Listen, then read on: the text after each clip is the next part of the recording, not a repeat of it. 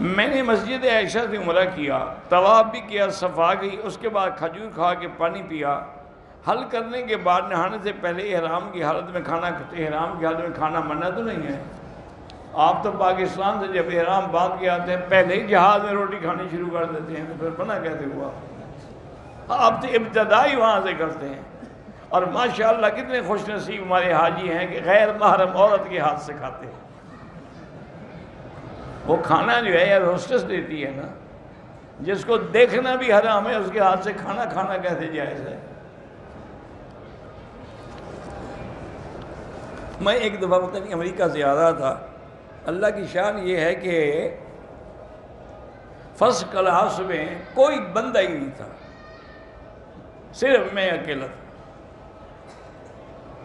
بہرحال تھوڑی دیر گزری تو ایئر ہوسٹس آئی، اس نے کہا کہ حضرت آپ کیا کھائیں گے؟ میں نے کہا بیٹی میں نے کچھ بھی نہیں کھانا، مجھے نیند آئی ہوئی ہے، میں کئی دن جلسے کر کر کے جاگا ہوا ہوں، بس مہربانی کریں مجھے سونے دیں۔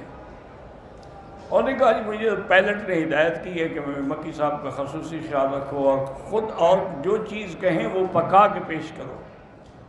میں نے کہا بیوی میں نے نہیں کھانا ہے۔ انہوں نے کہا جی میں آپ کو اپنے ہاتھ سے کھلاؤں گی۔ میں نے کہا تمہارے ہاتھ سے کھانے سے میں کوئی بزرگ بن جاؤں گا؟ میں تو اور گناہگار ہو جاؤں گا تمہارے ہاتھ سے کھانے سے۔ بارہ اس نے کہا جی آپ کی مرضی۔ میں نے کہا بس میری مرضی یہی ہے، مہربانی کر کے مجھے تنگ نہ کرو اور مجھے آئندہ آ کے ڈسٹرب نہ کرنا، کیونکہ اس پورے ایریے میں کوئی بندہ اور نہیں ہے، تو ایک اکیلی عورت ہو، اکیلا مرد ہو، تیسرا پھر شیطان ہوتا ہے۔ اس کو بھی پھر بات سمجھ آ گئی، اللہ جزائے خیر دے، وہ پھر تنگ نہیں کیا۔ بہرحال اگر ایک لڑکی نے غلطی کی، اس سے گناہ ہوا، پھر اس کی شادی کسی دوسری جگہ ہو گئی، وہاں خوش توبہ کر لے، بس پھر مسئلے پوچھنے کی کیا ضرورت ہے؟ اب اس کی زندگی اچھی گزر رہی ہے، بلا وجہ یعنی باتیں کر کے اپنا گھر برباد کرنا چاہتی ہے۔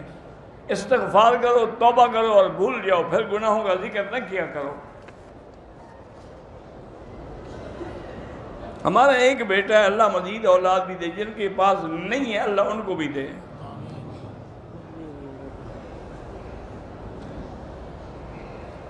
ایک آدمی کی بیوی کو کم از کم 20 سال سے بھی زیادہ عرصہ روٹھے ہوئے ہو گیا ہے، اب وہ طلاق دینا چاہتا ہے، بالکل طلاق دے، باقی حق المہر تو اس کو دینی ہی دینی ہے۔